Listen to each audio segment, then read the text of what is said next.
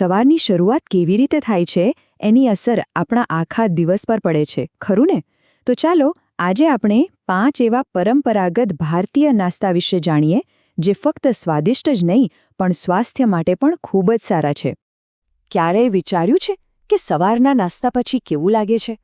શું આખો દિવસ એનર્જી રહે છે કે પછી બપોર થતાં જ થાક લાગવા માંડે છે?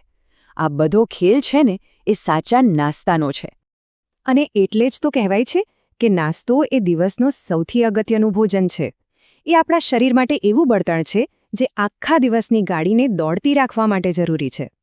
જો સારો નાસ્તો કરવાનો મતલબ ખાલી પેટ ભરવાનો નથી. એનાથી આપણને દિવસભર એનર્જી મળે છે, આપણું પાચનતંત્ર સરસ રીતે કામ કરે છે અને હા, કામમાં ધ્યાન પણ બરાબર લાગે છે. તો ચાલો સૌથી પહેલાં એવા નાસ્તાની વાત કરીએ જે ખાવામાં હલકા હોય પણ પેટને લાંબા સમય સુધી ભરેલું રાખે. આ કેટેગરીમાં 2 બહુ જ જાણીતા વિકલ્પો છે. એક બાજુ છે ઓટ્સ અને દલિયા, જે ફાઇબરથી ભરપૂર છે, અને બીજી બાજુ છે આપણા બધાના ફેવરેટ પૌવા અને ઉપમા, જે પચવામાં એકદમ હલકા છે. ચાલો જોઈએ કે આ બંને કેવી રીતે ફાયદો કરે છે. ઓટ્સ અને દલિયામાં ફાઇબરનું પ્રમાણ ખૂબ જ વધારે હોય છે. એનાથી થાય શું કે આપણું પેટ લાંબા સમય સુધી ભરેલું રહે છે અને વારે-વારે ભૂખ નથી લાગતી. એટલું જ નહીં, તે બ્લડ શુગરને કંટ્રોલમાં રાખવામાં પણ મદદરૂપ થાય છે. હવે પૌવા અને ઉપમા તો સ્વાદિષ્ટ હોય જ છે, પણ એને વધારે હેલ્ધી બનાવવા માટે એક સિમ્પલ ટિપ છે. બસ એમાં થોડા સિંગદાણા અને મનપસંદ શાકભાજી ઉમેરી દો. આનાથી પ્રોટીન અને વિટામિન્સ બંને મળી જશે. સારું, ફાઇબરવાળા નાસ્તા પછી હવે વાત કરીએ એવા નાસ્તાની જે આપણા આંતરડા અને સ્નાયુઓ બંને માટે બહુ જ સારા છે. અહીંયા આપણી પાસે 2 સુપરસ્ટાર છે. એક તો છે ઇડલી, જે આથવણથી બને છે, અને બીજું છે ફણગાવેલા મગ, જે પ્રોટીનનો ખજાનો છે. ઇડલીનું ખીરું જ્યારે આથો આવે ને ત્યારે એમાં પ્રોબાયોટિક્સ બને છે. હવે આ પ્રોબાયોટિક્સ એટલે શું? સાવ સાદી ભાષામાં કહીએ તો એ સારા બેક્ટેરિયા છે જે આપણા પાચનતંત્રને તંદુરસ્ત રાખે છે. અને ફણગાવેલા મગની તો વાત જ શું કરવી. તે પ્રોટીનનો એટલો સરસ સ્ત્રોત છે કે તે સીધા જ આપણા સ્નાયુઓને મજબૂત બનાવવામાં મદદ કરે છે.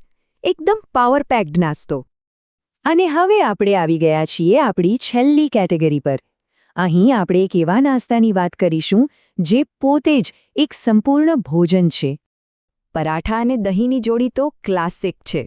પરાઠા કે થેપલામાંથી આપણને કાર્બોહાઈડ્રેટ્સ મળે છે, જે એનર્જી આપે છે, અને દહીંમાંથી મળે છે ભરપૂર કેલ્શિયમ.